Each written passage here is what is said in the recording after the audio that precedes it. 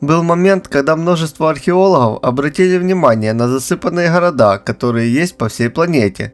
В этом видео мы разберем интересные факты по данной теме, а также рассмотрим официальные версии археологов, которые, скорее всего, вас удивят. А сейчас подписывайтесь на мой канал, чтобы не пропустить новые видео.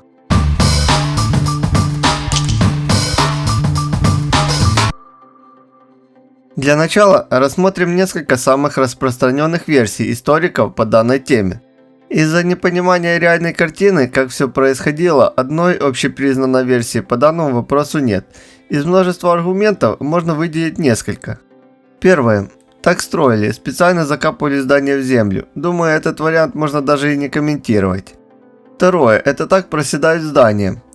Для сравнения, когда проседают современные здания, они обычно делают много трещин, а здесь целые засыпанные улицы и даже районы и абсолютно целые здания.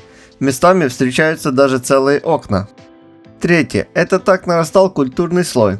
Для этого скорость должна составлять минимум 1 метр в 100 лет, при том, что за последние 100 лет даже 10 сантиметров культурного слоя нету, так как улицы убирают и вход в здание у них никак не опускается ниже на метр или более.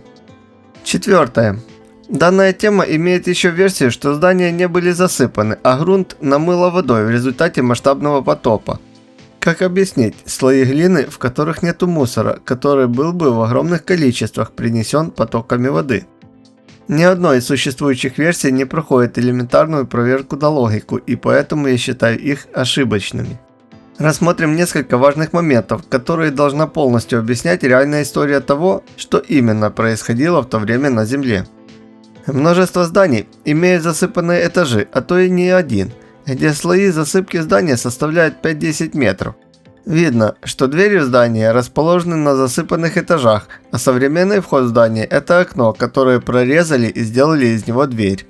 Анализируя размеры кирпичей в засыпанных зданиях, можно обнаружить тот факт, что они имеют больший размер, чем современный стандарт.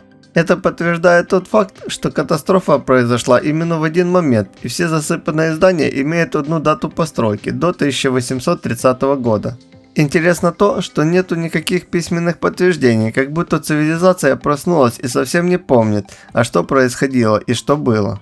Тем не менее, подробная информация о том, что именно происходило на планете в данный период времени, сохранилась. Если вам интересна данная тема, подписывайтесь на мой канал, а также переходите на мою страницу в Facebook, где есть ответы на данные вопросы. До скорой встречи!